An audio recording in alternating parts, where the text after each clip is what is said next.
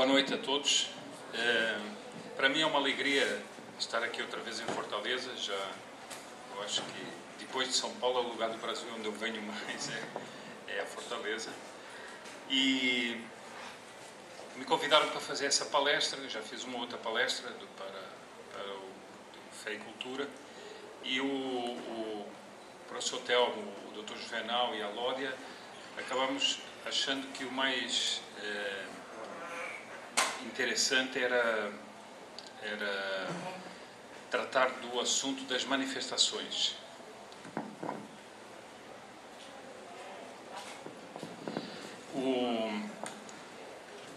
Eu coloquei no título da minha palestra aquela expressão que todo mundo disse que era o gigante acordou.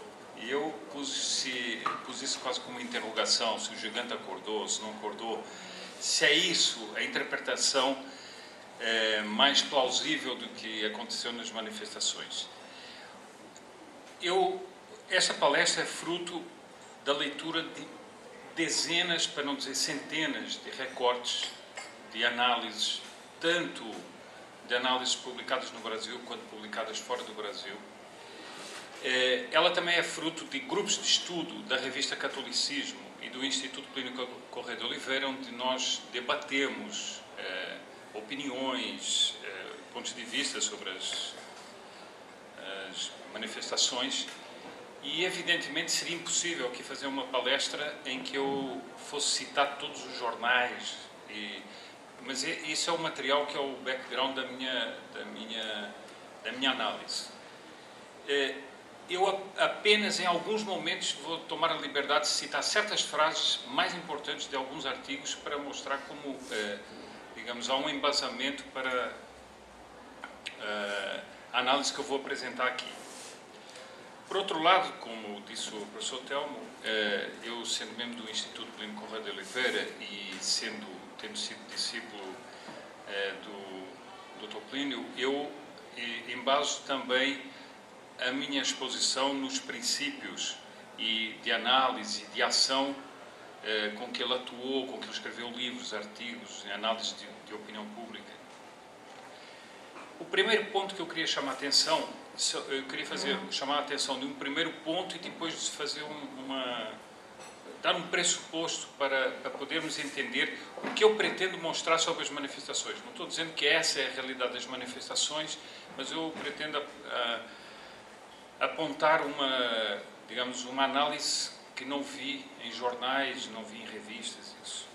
Parece-me que o fenómeno das manifestações do Brasil é um fenómeno extremamente interessante, que não acabou, não pelas pessoas que estão na rua quebrando tudo, mas por uma outra razão que vou mostrar, e é um fenómeno que tem dois aspectos completamente diferentes e que se entrelaçam um no outro,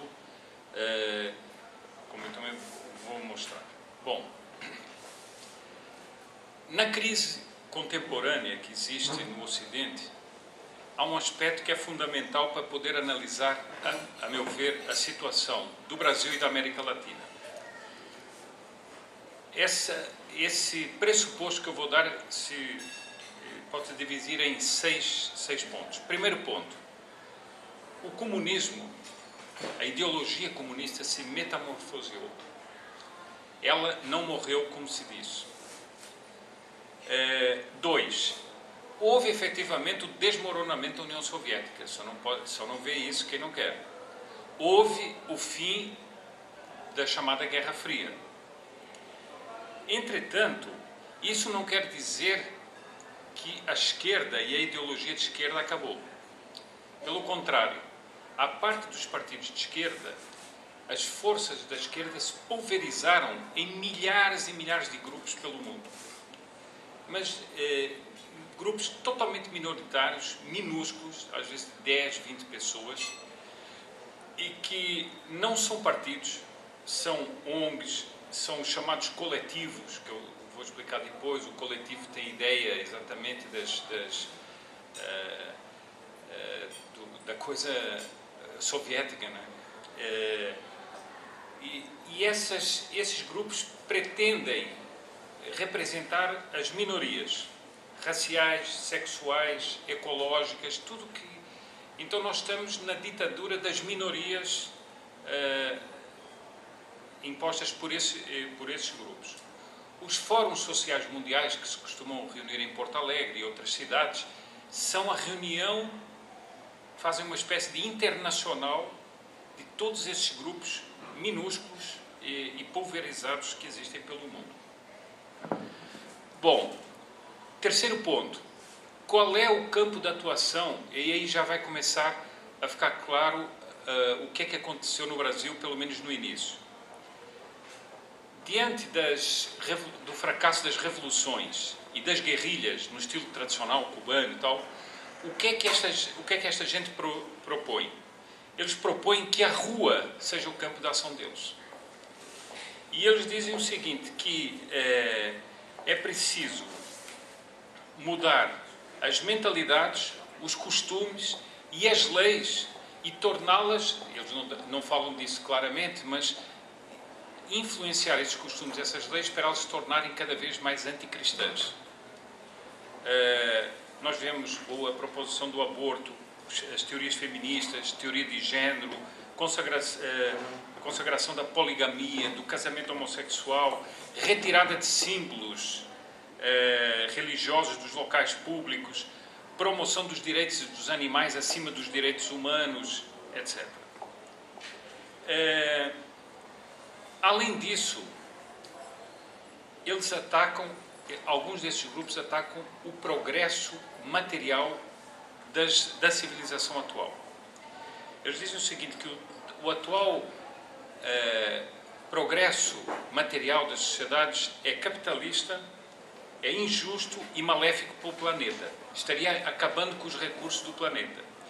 Então, eles, com as táticas que o príncipe Dom Bertrand denuncia no livro de Psicose Ambiental, eles dizem o seguinte, nós precisamos voltar a uma vida subconsumista, miserabilista. E, portanto, nós temos que fazer tudo, esses grupos minoritários têm que fazer tudo para impedir as sociedades de evoluírem. Bom, aqui em Fortaleza, eu que estou aqui há poucos dias, me inteirei dessa coisa toda do Parque do Cocó. É exatamente isso. Uma minoria, não representa ninguém, se instalaram ali e querem impedir o quê? Que se faça um viaduto que seria um progresso para a cidade. Mas porquê? Porque a teoria deles é o seguinte, nada pode haver de progresso porque a natureza é sagrada e tem que estar acima de tudo. Bom, quinto ponto. Esses grupos minoritários são ajudados por quem? Pelos governos de esquerda. Nós temos os governos de esquerda ditos democráticos,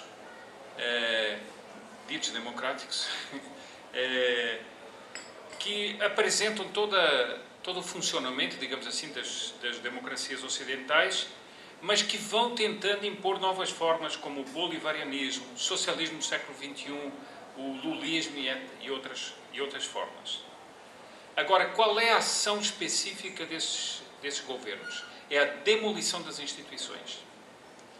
Eles demolem e fragilizam as instituições. Por exemplo, as Forças Armadas, as polícias, o judiciário, o legislativo, corrompem o ensino, a saúde pública e vão fazendo a desmontagem do Estado por cima.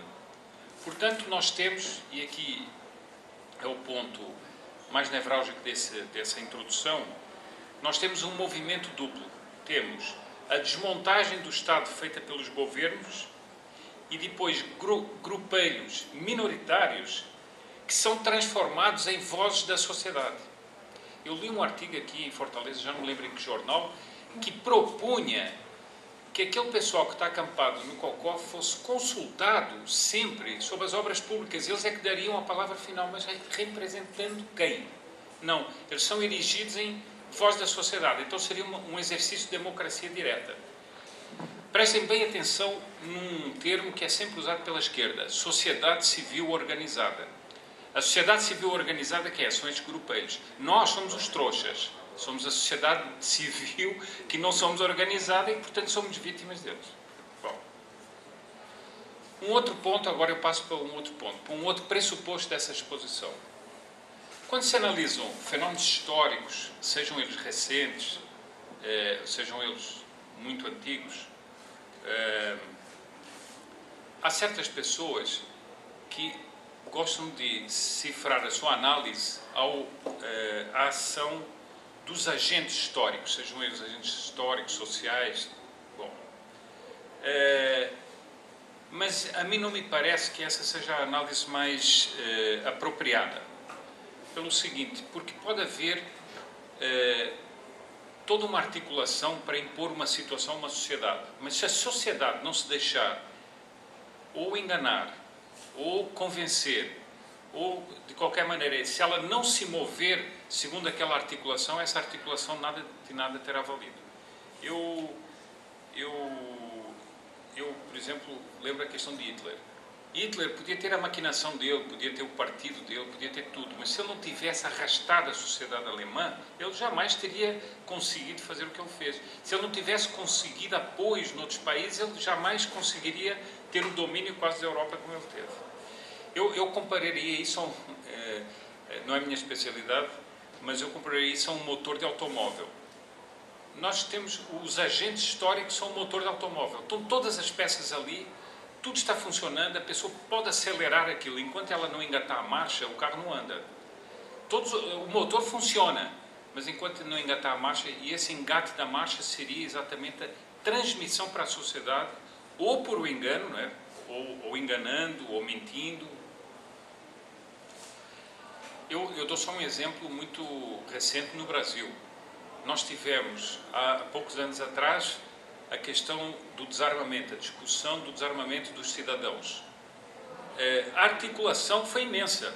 Começou por uma campanha, uma propaganda falaciosa nos meios de comunicação, através de grupos que pagavam propagandas, que exploravam casos, e isso antes de ser anunciado o plebiscito. Depois que foi anunciado o plebiscito, estavam a favor do desarmamento da sociedade. O governo, a oposição, oficialmente, o governo, a oposição, as ONGs, o jornalismo em geral, os institutos de pesquisa e, por último, é lamentável dizer, a própria CNBB, que no domingo anterior fez ler um comunicado em todas as igrejas do Brasil a favor do desarmamento. O que é que aconteceu? Os brasileiros votaram que não queriam isso. Ora, então do que é que serviu essa articulação toda? Não serviu porque a sociedade não se deixou enganar. Bom, passando essa introdução, que eu espero que esteja mais ou menos clara, eu passaria agora propriamente às manifestações. E eu fiz um esforço bastante grande para fazer uma coisa, dar uma análise resumida dos fatos, do que é que aconteceu nas manifestações. Primeiro eu pergunto o seguinte, qual é o script que passou e que está hoje mais ou menos difundido sobre as manifestações do Brasil?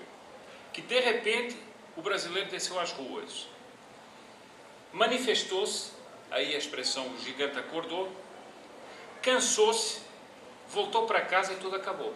É mais ou menos o que todo mundo diz. Quer dizer, houve aquelas manifestações, foram enormes, encheram as ruas, as praças, etc., as grandes cidades, as pessoas cansaram-se, voltaram para casa e o gigante está dormindo de novo. Mais ou menos é o que todo mundo diz. Eu discordo dessa análise. Discordo por vários pontos. Primeiro, não creio que tenha sido de repente.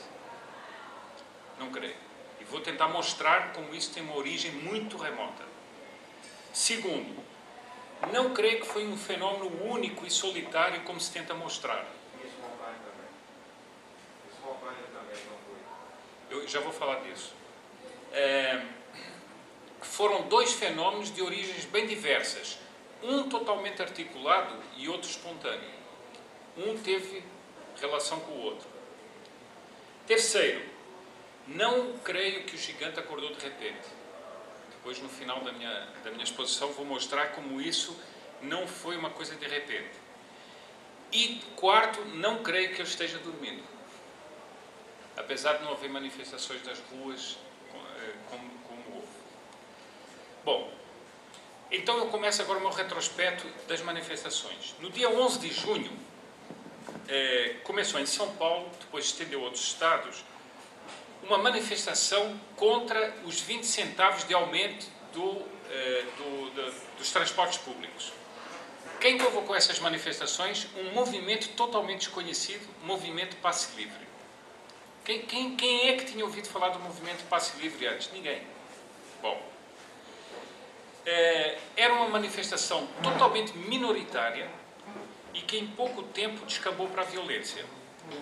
Mas uma violência organizada que visava desmoralizar a polícia e acuar as autoridades. Bom, então me permitam o seguinte. Permitam agora fazer...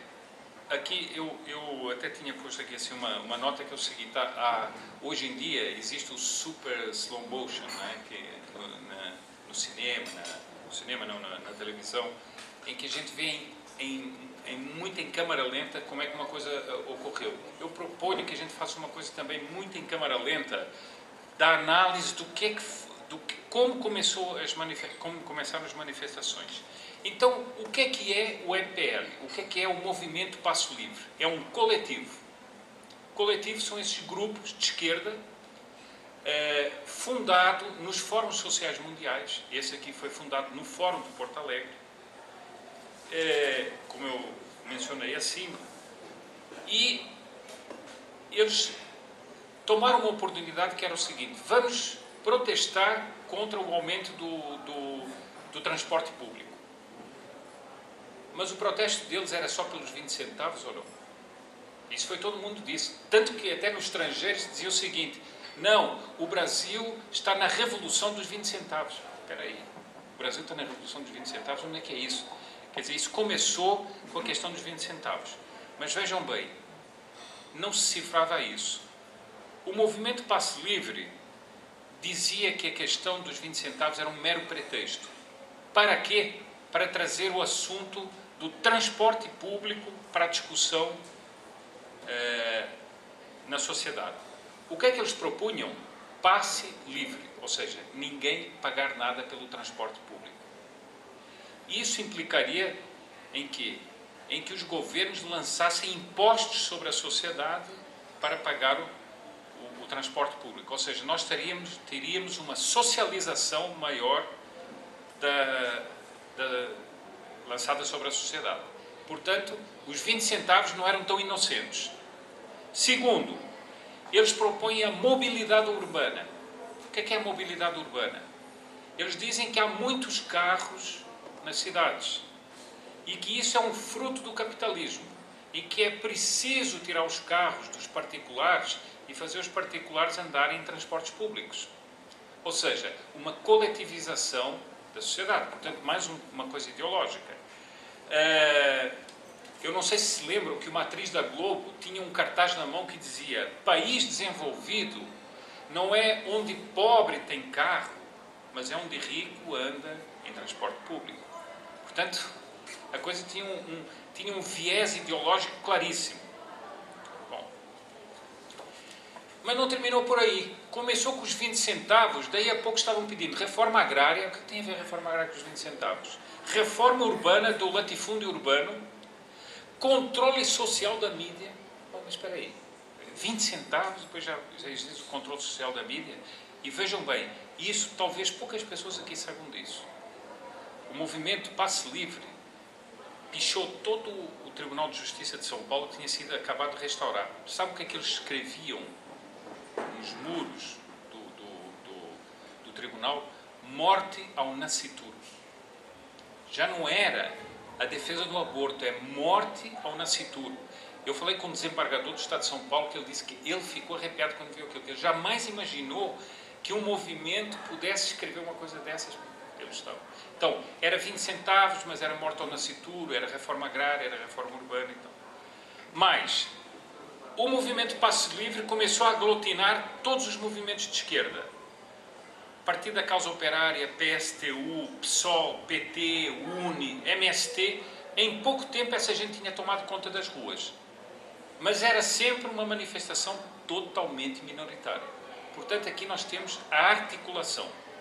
Não sei se isso ficou claro. Bom, agora eu passo das metas do MPL para os métodos do MPL. O que é que eles fizeram nas ruas? O MPL é similar, como eu disse, a milhares de grupos que existem pelo mundo. existem em Madrid, existem em Nova York, existem em Seattle, existem em Milão, existem em Paris. São minorias, muitos deles treinados em campos de treinamento e que têm ações de rua completamente estudadas. Completamente estudadas. Eles não atuam nas ruas por acaso, eles sabem onde eles fazem as barricadas, eles têm estudos sobre como cortar o trânsito, sobre em que sentido tomar as ruas para impedir que a cidade ande. Bom, esses grupos se consideram um movimento planetário de contestação contra as injustiças e discriminações. Segundo, eles dizem que são movimentos espontâneos e sem líderes. Todo mundo aqui deve ter lido o seguinte: não, o movimento Passe Livre não tem líderes. Ora, eu posso garantir, porque eu tenho um amigo meu que ficou o tempo todo na manifestação de São Paulo ao lado do líder do movimento Passe Livre. Durante toda a manifestação ele tinha um celular e um rádio e ele estava continuamente em comunicação com alguém que ia dirigindo a manifestação. Portanto, essa história que eles são sem líderes é uma ficção que vai para a mídia, mas não é verdade. Terceiro, as ruas são o lugar para exercer o poder desses grupos, porque eles dizem o seguinte: nós precisamos atemorizar as sociedades. Então veja o seguinte, depois nós vamos ver que a violência, não foram de arruaceiros, a violência foi estudada. Alguém acha que um sujeito traz um coquetel molotov ou monta um coquetel molotov na rua? Não, ele tem que trazer aquilo de algum lugar. Portanto, aquilo é arte organizada. As manifestações passam a ter violência organizada, que não é diretamente do MPL, que isso é uma das táticas, mas o MPL se recusa a condenar a violência. Quando interrogado diz: vocês usam a violência? Não, nós não usamos. Mas vocês condenam a violência? Não, nós não condenamos. Porque é uma manifestação legítima também. Bom, o que é que esses grupos chamam a violência? Chamam violência simbólica. Então, os atos de depredação que eles fazem são bancos, lojas de luxo, concessionárias de automóveis, locais símbolos do consumismo capitalista. Então, por que é sempre concessionária de automóvel? É sempre banco, é sempre loja de luxo. Quer dizer, isso também não é por acaso. Faz parte da tática deles. Mas mais ainda, esses grupos têm teóricos pelo mundo inteiro que defendem o seguinte: a ilegalidade deve ser acolhida por esses movimentos. Outro dia estávamos falando do Boaventura Sousa Santos. O Boaventura Sousa Santos, que é um sociólogo, um dos principais ideólogos desses grupos e dos fóruns sociais mundiais, desenvolveu uma teoria chamada Teoria Democrática da Ilegalidade. Ou seja, como é que a ilegalidade deve ser incorporada a essas manifestações. Sétimo, ainda segundo os teóricos desses grupos, como o Black Bloc, que nós estamos vendo agora atuar no Brasil, mas o Black Bloc é mais conhecido. O Black Bloc já atua há anos em Seattle, em Milão, em Paris, etc. São um grupo internacional. Segundo esses grupos, que são violentos, deve haver uma integração entre as passeatas totalmente pacíficas e a violência simbólica. Porque eles dizem o seguinte: nós temos que deixar as cidades em estado de choque. Quer dizer, então, portanto, nada do movimento Passe Livre, que foi como começaram as manifestações, era inocente. Outro ponto: a imprensa dá ampla cobertura a tudo isso. Primeiro, exalta e dá simpatia por esses grupeiros minoritários e tem uma complacência com os métodos usados por ele. Depois ataca a polícia. No caso de São Paulo, posso-lhes garantir, eles atacavam a polícia porque a polícia não agia.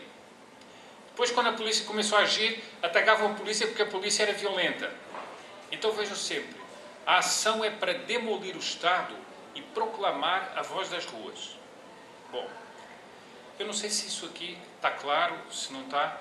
O seguinte, eu estou mostrando o começo das manifestações, o que é que aconteceu no começo das manifestações. Então, resumindo, a montagem, estava feita uma montagem. A montagem era o seguinte: era uma operação calculada em que esses grupos minoritários funcionariam como a voz das ruas. 2. Qual foi o momento em que foi escolhido explodir esse movimento? Quando ia começar a Copa das Confederações. Por quê? Porque haveria um ambiente de otimismo, um ambiente de distensão no Brasil, e haveria também a propaganda em torno da Copa das Confederações. Portanto, todos os países estariam voltados para o Brasil. E isso tudo ia ser projetado pela mídia internacional. O PT se preparava, pois, para lançar uma cartada que era a cartada do chavismo. E eu vou provar que isso é verdade. Em nome do quê? Da Voz das Ruas, que seriam esses grupeiros. Eu estou fazendo uma exposição cronológica, mas agora, para ficar lógica e não apenas cronológica, eu me permito fazer um pulo à frente. Eu vou mostrar depois que as manifestações mudaram e lançaram a confusão nos agentes que estavam nisso. Por isso a Presidente Dilma hesitou em fazer um discurso à nação. Mas ela fez ou não fez? Fez. Agora, eu vi todo mundo dizer o seguinte: não, o discurso da Dilma foi uma imbecilidade, ela não disse nada, não sei o quê. Eu não concordo com isso. E trouxe aqui a espinha dorsal do discurso dela e vão ver como o discurso dela é altamente pérfido. Ela, evidentemente, usou demagogia, usou eleitoreirismo, falou do fim da miséria, falou de não sei quantos, escapou de muitas coisas. Mas a espinha dorsal do discurso dela, vão ver como é impressionante. Vejam o que é que ela diz. O Brasil acordou mais forte com uma nova energia pela democracia. Então existe uma nova energia pela democracia, que é dada pela voz da rua. Ou seja, a democracia passa a ser dada pela rua e não pelas instituições. Isso é o quê? É o começo de uma ditadura. Bom, depois, essas vozes da rua, diz ela, precisam ser ouvidas. Elas ultrapassam os mecanismos tradicionais das instituições, dos partidos políticos, das entidades de classe e da própria mídia. Portanto, é o seguinte, tudo isso fica abandonado e nós passamos a ter a democracia das ruas. Isso é a consagração da ditadura mais óbvia. De grupos minoritários que não representam ninguém. Portanto, vejam como o discurso dela é pérfido do ponto de vista político. Os que foram às ruas deram uma mensagem direta ao conjunto da sociedade e aos que governam. Agora vejam, as vozes das ruas querem mais. E o meu governo também quer mais. Ou seja, então havia um conluio entre esses grupos minoritários e o governo para querer mais. Nós já vamos ver o que é querer mais. Eles estavam empurrando o Brasil para um passo à frente. Eu não sei se isso está claro, se não está claro.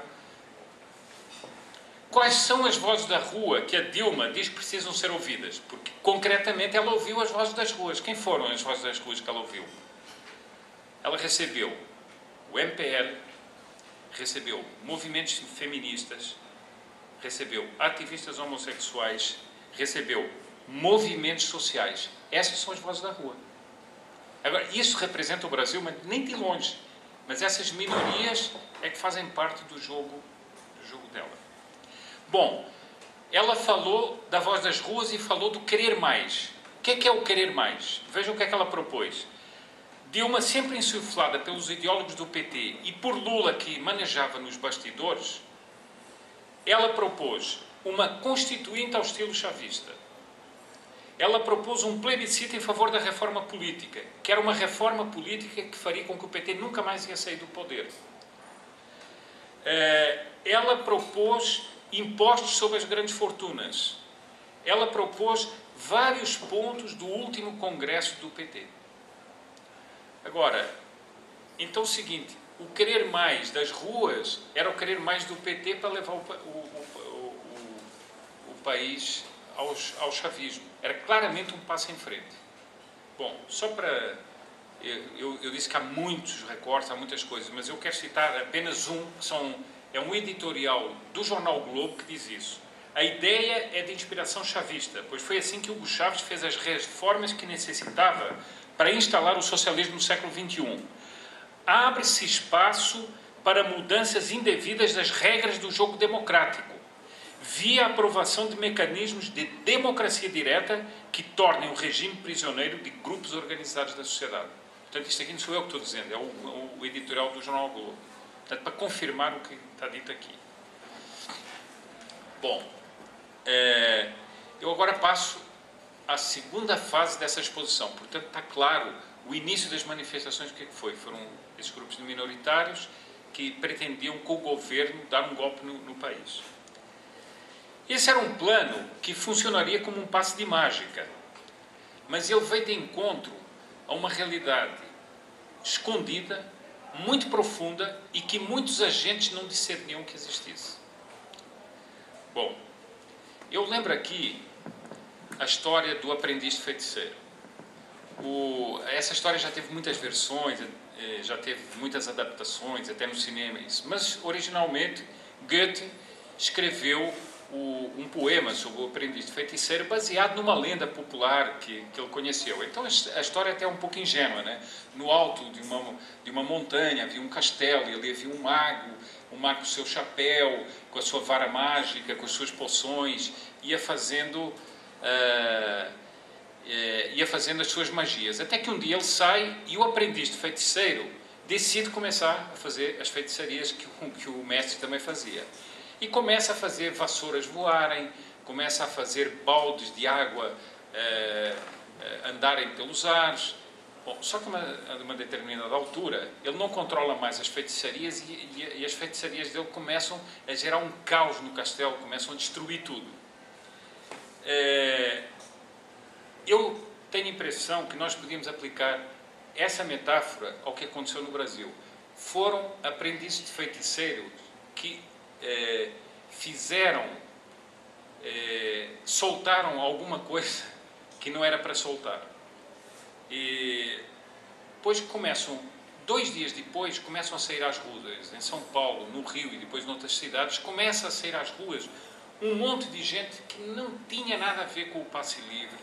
Eu estava no Rio de Janeiro, recebi telefonemas de São Paulo, recebi depoimentos de pessoas do Rio que não tinham nada uma a ver com a outra, não se conheciam e faziam a mesma descrição, que de repente um público indefinido, um público de classe média, de todas as coisas, começa a sair à rua, começa a fazer protestos que não tinham nada a ver com o passe livre e nós temos uma mudança completa na situação.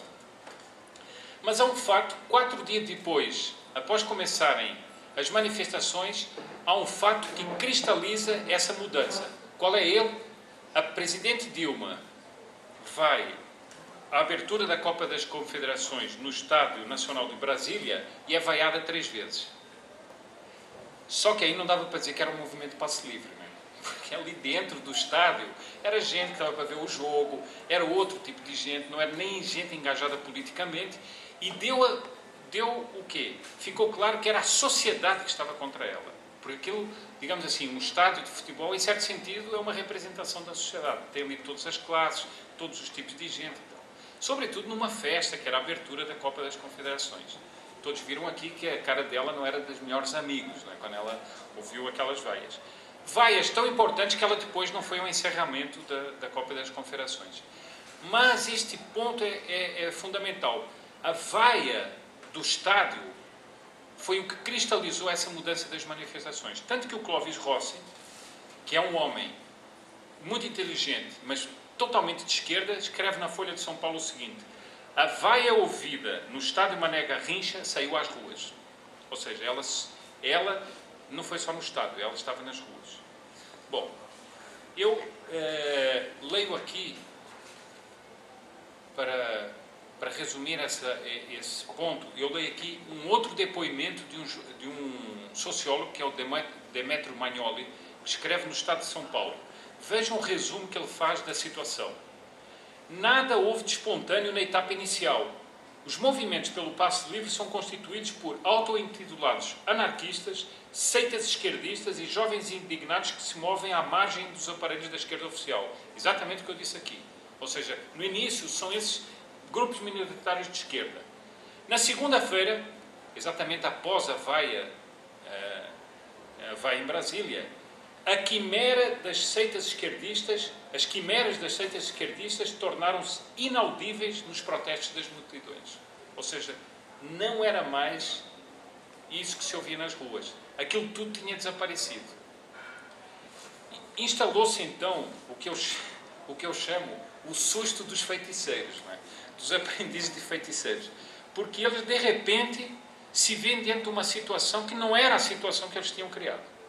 E agora, eu não vou falar com as minhas palavras, vou citar pequenos trechos de várias pessoas. O Estado de São Paulo, no editorial, ouçam o que é que diz aqui. Dilma, aprendiz de feiticeira, não preveniu que a feitiçaria poderia desandar. A originalidade chamada de aprendiz de feiticeira não é minha, foi do Estado de São Paulo mesmo. Depois, Nina Capelo, líder do MPL, do Movimento Passe Livre. Ela deplorou que o Movimento Passe Livre perdeu o controle das manifestações. Ou seja, as manifestações deixaram de ser as manifestações de todos. Outro líder do Movimento Passe Livre reconheceu que é preciso tentar controlar o monstro que nós mesmos colocamos nas ruas. Bom, mas se aquelas manifestações fossem boas para eles, então eles estariam contentíssimos, não é? E não era um monstro. Se era um monstro, era algo que não tinha nada a ver com o Movimento Passe Livre. Por isso, a mentira de dizer que as manifestações eram a expressão do protesto, do Passe Livre, é uma mentira. Eles mesmos dizem, nós metemos na rua um monstro e agora não sabemos controlá-lo. Depois, o jornalista Juan Arias, do El País, que é um homem de esquerda também, diz o seguinte: o governo está perplexo. Ninguém esperava esta multidão que saísse às ruas para dizer queremos mudar o Brasil.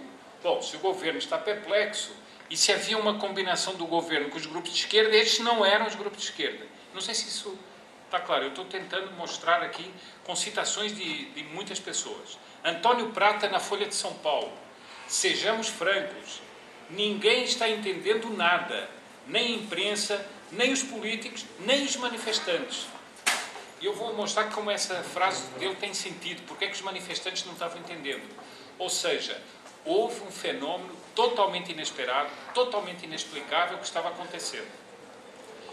Bom, por fim, uma citação que eu acho das mais importantes, que é do jornalista Gilles Lapouge, que é um jornalista francês, um sociólogo, uma pessoa muito inteligente, que já escreveu muito sobre o Brasil e que escreve sempre nos jornais brasileiros. Ele diz o seguinte: no Estado de São Paulo, o Brasil não está jogando o jogo previsto pelos teóricos da política. Ou seja, as articulações políticas foram umas, a realidade que aconteceu foi outra. Bom,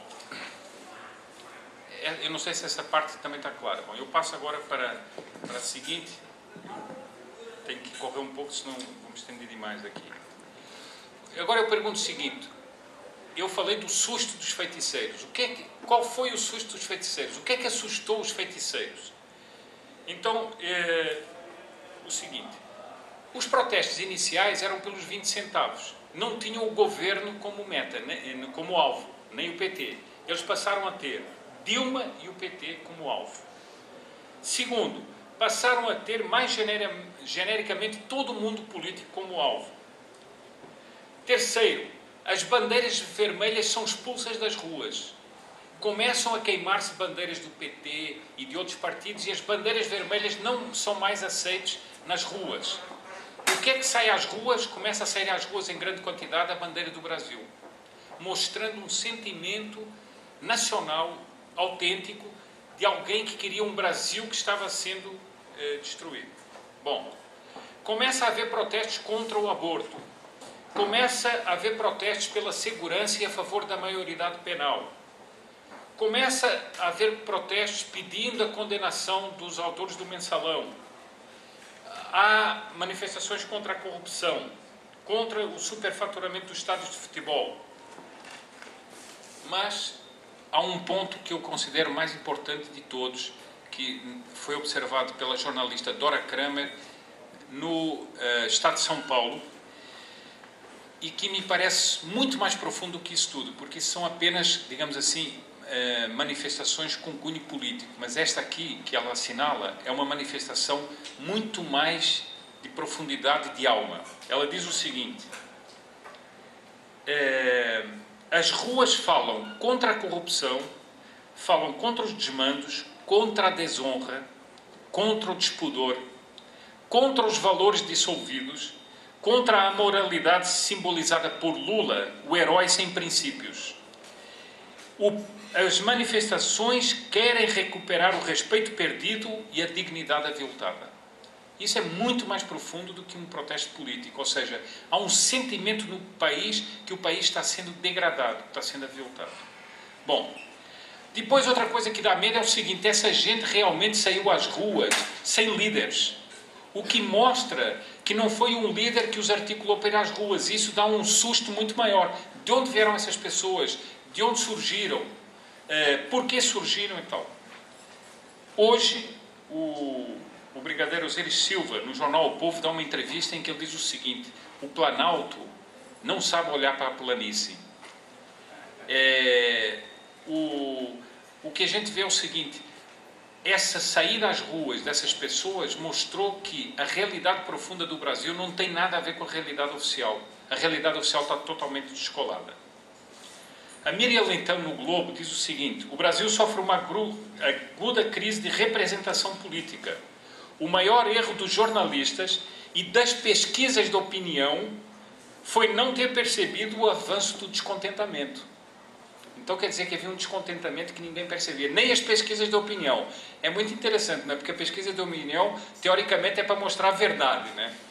Como dizia o Churchill, só acredito nas pesquisas que eu mesmo falsifico, né? A Eliane Cantanhede, na Folha de São Paulo, perguntava o seguinte: o que está ocorrendo no Brasil?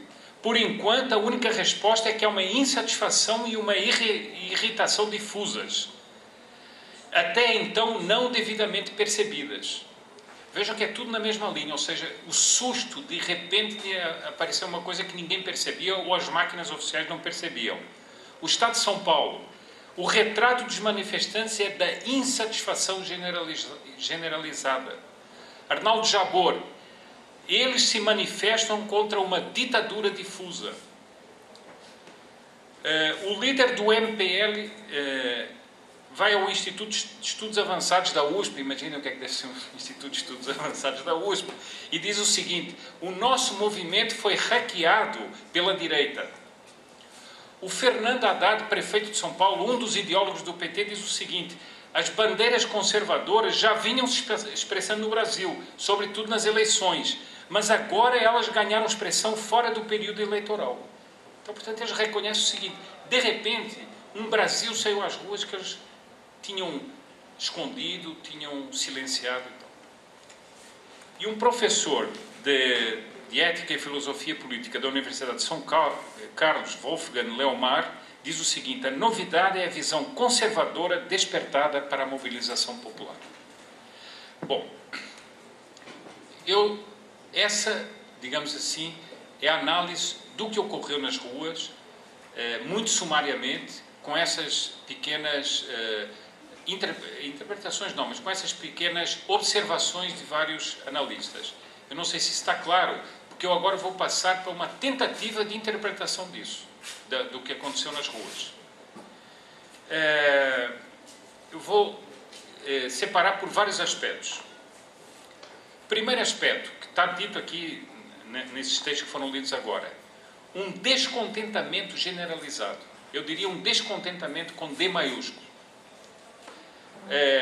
Para esse descontentamento convergem descontentamentos nacionais, regionais, locais, económicos e culturais de qualquer espécie.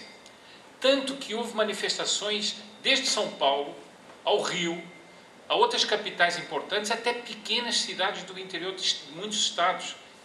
Ora, nesses muitos estados, muitas vezes estavam reclamando por uma coisa qualquer local, mas era um descontentamento que reunia tudo isso, é um sentimento de descontentamento. Isso me parece que é o primeiro aspecto que há nisso. Segundo aspecto desse descontentamento: esse descontentamento até então era mudo e paralítico, mas ele existia. Ao contrário do que as pessoas dizem, ele existia. Mas ele existia de que modo? de cada indivíduo na sua própria casa. O sujeito estava descontente, mas não sabia como se exprimir, mas ele estava descontente. Por isso foi uma surpresa que essas pessoas todas fossem às ruas, mas elas foram às ruas enquanto indivíduos, não foram enquanto movimentos. Por isso não havia líderes, não havia unidade nos protestos, etc. Foram essas pessoas que tinham um descontentamento privado, digamos assim, que de repente disseram o seguinte: bom, as ruas estão abertas, vamos às ruas.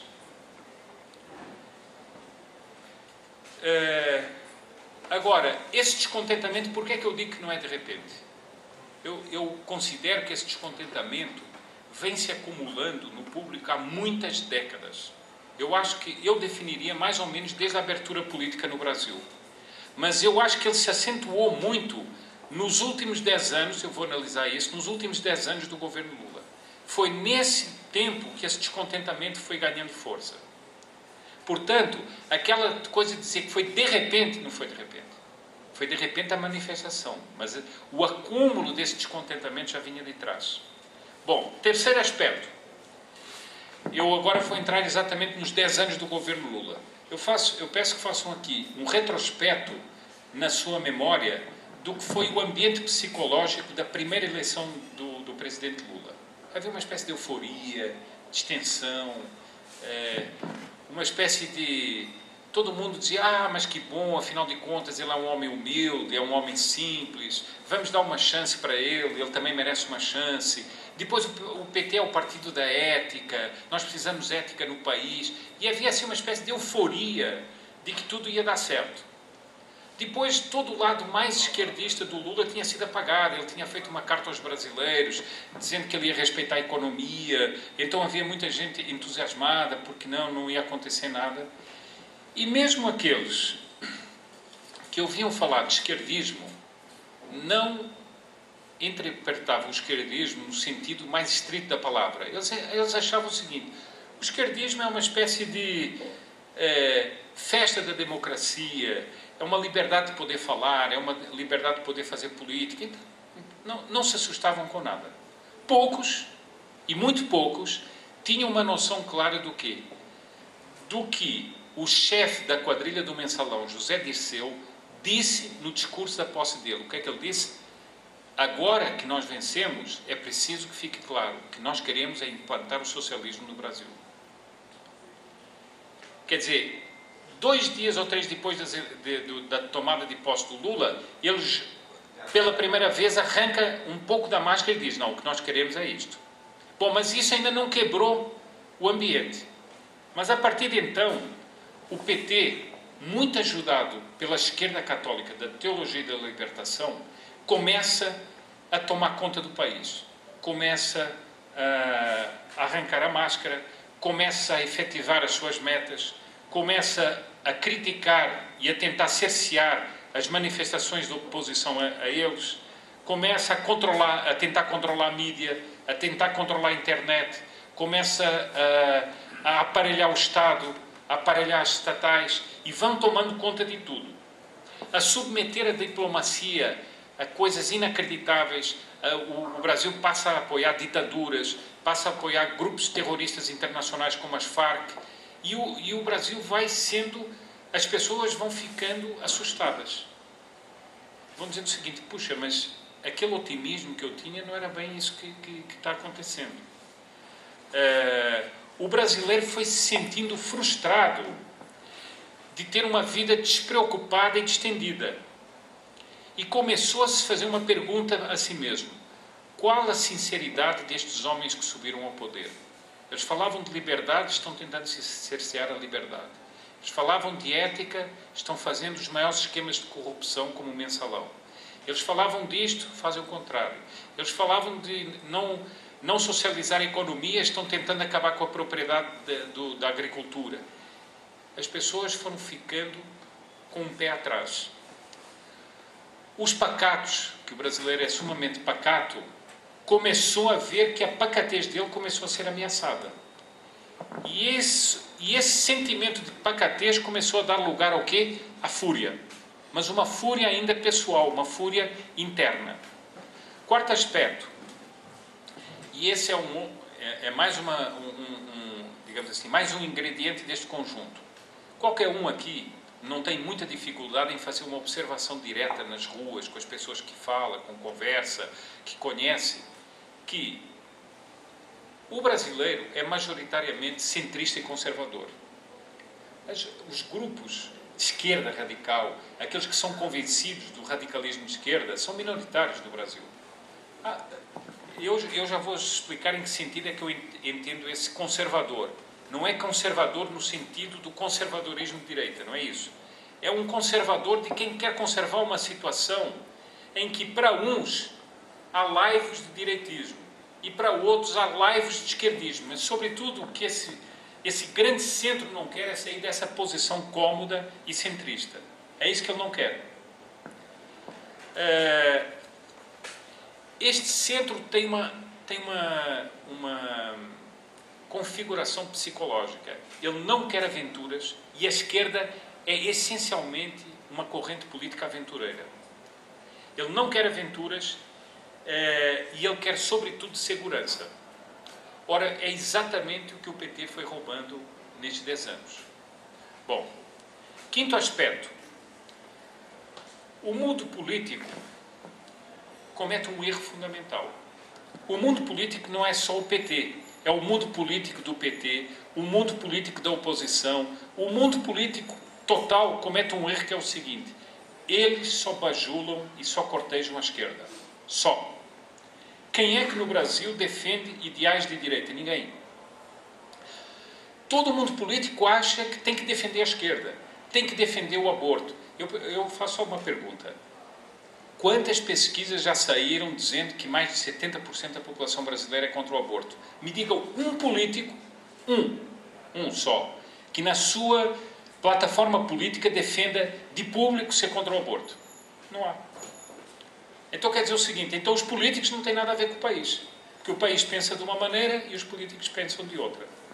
Ora, isso é exatamente o que criou esse vácuo entre o mundo político e o mundo que saiu às ruas. Por isso, um dos slogans que mais eram ouvidos nas ruas é: vocês não me representam. Ou seja, nas ruas estavam aquelas pessoas que dizem o seguinte: ninguém me representa.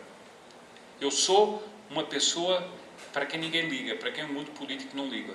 O mundo político criou ele mesmo um vácuo em torno de si. Bom, o último aspecto que eu queria dar aqui nesta análise. Todo mundo se perguntou sobre as pessoas que foram às ruas. Mas quem é que se perguntou sobre as pessoas que ficaram em casa? Houve muita gente que foi às ruas, mas muita gente ficou em casa. E esses que ficaram em casa, quem são? Eles são indiferentes? Eles são pessoas que não se preocupam com nada? Eles são pessoas que se abstêm da causa pública? É uma pergunta interessante. Eu acho que há pessoas, inclusive da direita, que cometem um erro tremendo. Porque insultam o brasileiro dizendo: não, ninguém liga para nada, ninguém quer saber de nada, etc. Esse é um engano gigantesco. Por quê? Porque essa é uma análise mal feita da opinião pública.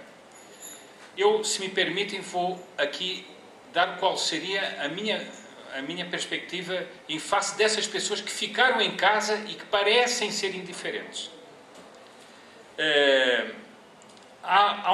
Para mim há uma compreensão, e por isso é que muita gente diz que não, foi inesperado, os jornalistas não esperavam, os políticos não esperavam, os institutos de pesquisa não esperavam. Mas o que é que eles não esperavam? O que é que eles não entenderam que estava acontecendo com as pessoas? É o seguinte: hoje em dia, agora eu vou sair um pouco do mundo estritamente político, vou passar por uma coisa mais ampla, para a sociedade. As sociedades atuais, modernas, o Brasil entre elas, tem um estilo de vida que é muito agitado, ruidoso e caótico. A toda hora, a propaganda é omnipresente, seja para comprar coisas, seja para vender política, seja para vender saúde, seja para vender música. A toda hora a pessoa é bombardeada pela propaganda. Ela é omnipresente ela é ininterrupta e ela excita a pessoa. Excita, ela move sempre a pessoa a uma atitude. Bom, depois, a toda hora, nós somos confrontados com uma novidade que deslumbra ou que assusta. Uma mãe matou os seus filhos, não sei quanta pessoa fica assim, aterrorizada. Daí a pouco diz, fulano de tal descobriu a cura para tal doença. Nossa, fica todo mundo deslumbrado. E a toda hora nós somos, bombardeados por novidades, sejam elas muito boas, sejam elas muito ruins. E isso também nos faz vibrar emocionalmente, como a propaganda. A toda hora há uma música, a toda hora há um slogan que nos entra pelos olhos, a toda hora há uma estatística, a toda hora há uma pesquisa. Então a pessoa é solicitada a toda hora a participar de tudo. Bom, isto vai gerando o quê? Nas pessoas, em muitas pessoas, não em todas as pessoas, vai gerando uma sensação de inadaptação a esse estilo de vida. A pessoa se sente cansada com isso. É muita solicitação, é muito estímulo para a pessoa. E como nós somos seres racionais e somos seres livres, todos nós, cada um tem um mundo interior que é o seu mundo interior, que é o mundo das suas reflexões, que é o mundo das suas leituras, que é o mundo das suas apreciações, das suas análises, etc. Bom, e quando nós nos sentimos muito cansados com esses estímulos todos, como defesa para nós não entrarmos num desvario interno, muitas pessoas façam o quê? Elas se desinteressam de tudo e entram em silêncio. Só que o grande erro está em achar que esse silêncio é desinteresse. Não é. É uma espécie de resguardo que a pessoa tem para si, para ela se sentir equilibrada emocionalmente. É uma espécie de defesa do bom senso contra essa máquina da propaganda que desgasta. Bom, mas esse silêncio, ao contrário do que muitos imaginam, volto a repetir, não é um desinteresse, ele é uma perplexidade. É uma perplexidade da pessoa que pergunta o seguinte, afinal de contas, no que dará tudo isto? A pessoa vai se perguntando. Ela não se manifesta, talvez manifeste para a pessoa do lado, talvez se manifeste para um familiar, tal, mas só aquilo. Ela não se manifesta veementemente, mas ela vai tendo uma pergunta que é uma perplexidade. Bom, só que a um certo momento esse silêncio transbordou. E os que vieram às ruas, para mim, são muitos desses silenciosos que, transbordando esse silêncio, vieram às ruas. Portanto, há uma ligação íntima entre as pessoas que vieram às ruas e aqueles que ficaram dentro das casas. Muitos silenciosos não saíram às ruas, mas aquele mundo do qual as pessoas que saíram às ruas faz parte é um mundo muito mais amplo que se estende pelas casas. Portanto, os que não se manifestaram, muitos deles fazem parte do mesmo mundo dos que se manifestaram. Não sei se isso está claro.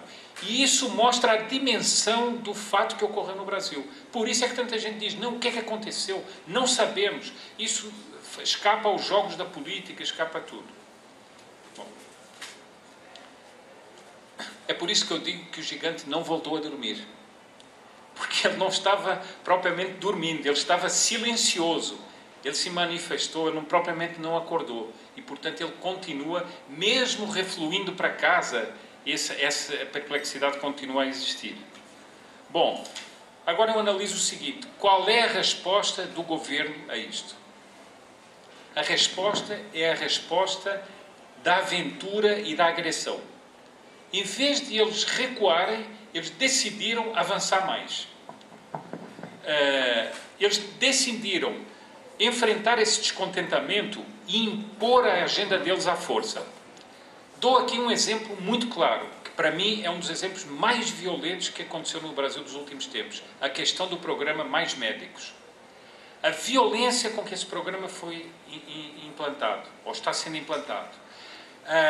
A obrigatoriedade com que esse programa, as fraudes com que esse programa está sendo implantado, as mentiras com que ele está sendo implantado, mostram o seguinte: o governo decidiu enfrentar exatamente esses descontentes.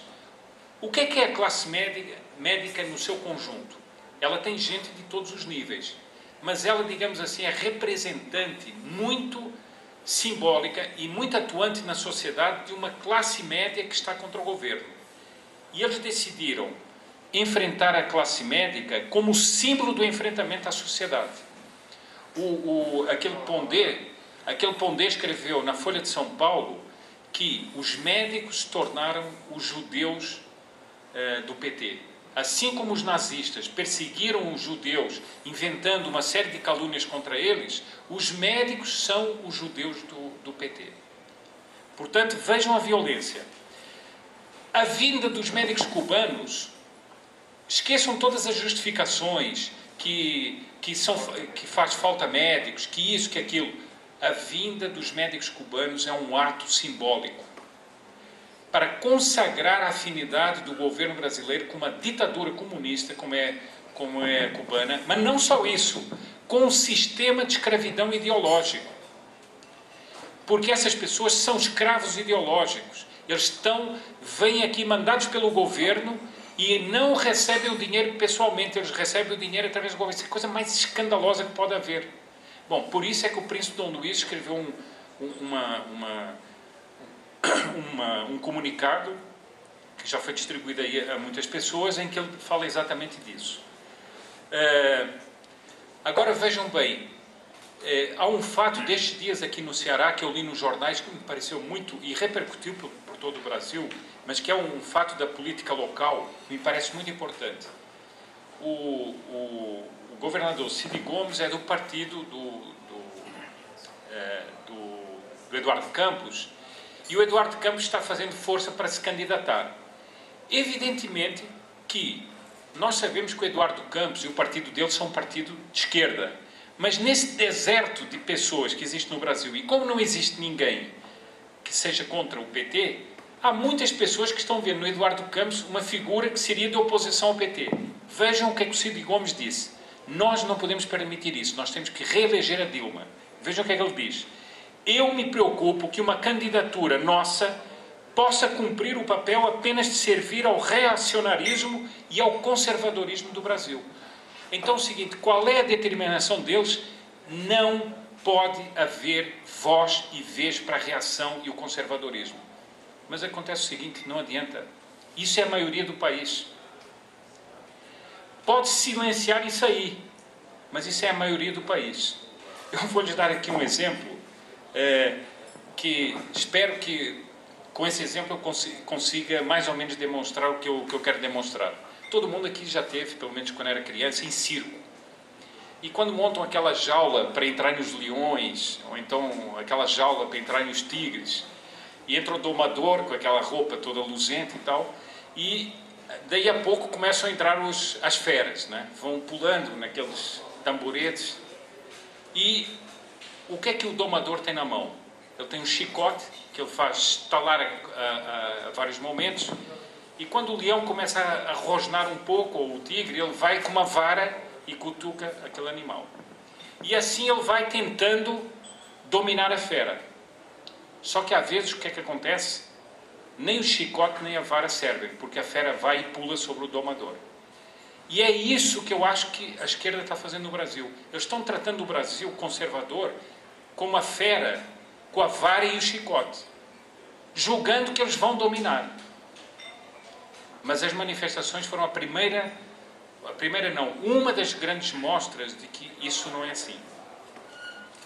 Bom, agora, eu estou quase chegando ao fim da minha exposição, espero que não estejam já massacrados com isso, mas eu vou mostrar mais 2 pontinhos. Esse é o executivo. O legislativo já se desmoralizou completamente. Basta ver o último caso de um sujeito que queria ser parlamentar e estava preso ao mesmo tempo. Quer dizer, isso não cabe na cabeça de ninguém, né? Mas vejam bem, quem incentivou que o sujeito mantivesse o mandato? Quem incentivou? O PT por baixo. E fez os deputados votarem a favor dele. Por quê? Porque o PT tem interesse em desmoralizar o legislativo. E amanhã, ou depois da manhã, nós podemos ter a desmoralização final do STF com o tal voto que, se perdoar os mensaleiros, no fundo, perdoar, vai ser mais um choque sobre a nação. Eles têm o poder para fazer isso, mas eles estão massacrando as pessoas. E aqui eu entro no ponto que eu considero o mais importante de toda a minha exposição, que é o seguinte: o que os agentes estão fazendo, os agentes da política, os agentes da justiça, os agentes públicos estão fazendo, é criar um divórcio entre o Estado e a nação. A nação é o conjunto das pessoas. E o Estado são os aparelhos que deviam representar a nação, mas não estão representando a nação. Ora, isso está criando um divórcio que pode ser extremamente grave e pode levar o Brasil a uma situação inesperada. Eu leio, nesse sentido, um texto que o Dr. Plínio Corrêa de Oliveira escreveu em 1998, durante a Constituinte, em que ele faz advertência exatamente sobre esse ponto. Ele diz o seguinte: há um divórcio crescente entre o país legal e o país real. Vai-se criar então uma daquelas situações históricas dramáticas nas quais a massa da nação sai de dentro do Estado e o Estado vive vazio de conteúdo autenticamente nacional. Em outros termos, quando as leis fundamentais do país, que modelam as estruturas e regem a vida de um Estado e de uma sociedade, deixam de ter uma sincronia profunda e vital com os ideais, os anelos, os modos de ser da nação, tudo caminha para o imprevisto. As manifestações já foram um desses primeiros imprevistos. Até para a violência, em circunstâncias inopinadas e catastróficas, sempre possíveis em situações de desacordo, de paixão e de confusão. Então, o que eu acho dessas manifestações, por isso é que eu disse, essas manifestações não estão nas ruas, mas o que a gerou não acabou. E esse divórcio vai se acentuando, as forças políticas estão caminhando cada vez mais para esse divórcio, e esse divórcio pode nos levar a um imprevisto. E eu termino com uma nota, porque nós temos aqui assim, num encontro de fé e cultura, portanto não estamos falando apenas de política. Eu gostaria de dar uma nota final, que seria uma nota da fé dentro disso. Quem vai ao Rio de Janeiro, eu tenho ido muitas vezes ao Rio de Janeiro nos últimos tempos, e vê todas aquelas belezas do Rio de Janeiro, e depois, por exemplo, quando se levanta voo e se passa e vê-se o Cristo Redentor pairando sobre todas aquelas belezas, aquele Cristo Redentor assim que tem os braços abertos, acolhendo, abençoando, mas ao mesmo tempo aquela pedra onde ele está parece uma espécie de uma proa do navio em que ele desafia aquelas águas.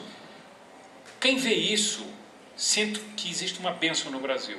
Mas não é só no Rio de Janeiro. Por exemplo, quem vem aqui e vê a beleza desses mares, vê as pessoas, percebe que Deus depositou uma espécie de bênção sobre o Brasil.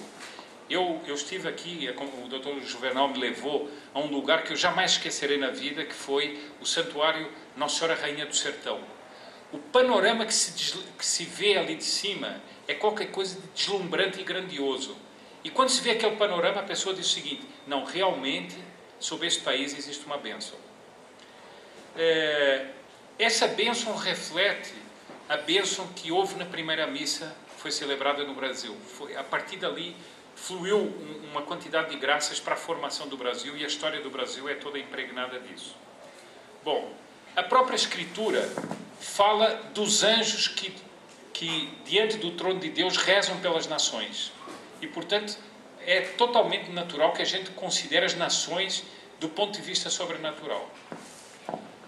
E eu digo o seguinte: o ponto mais profundo de uma nação e da história de uma nação, seja a história remota, seja a história moderna, seja a história atual, seja a história política dessa nação, é preservar ou apagar essa bênção.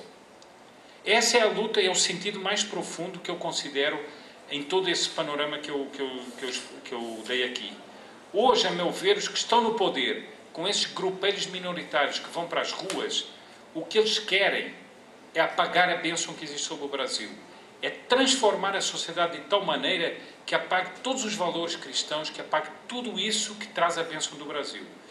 Mas os fenómenos, como as manifestações que houve no mês de junho, são um sinal de que, na profundidade do Brasil, pulsam muitos elementos de vitalidade, de autenticidade que nós devemos procurar, devemos revitalizar, devemos animar, confiantes sempre na intercessão de Nossa Senhora Aparecida, a quem o Brasil foi consagrado pelos imperadores como padroeira.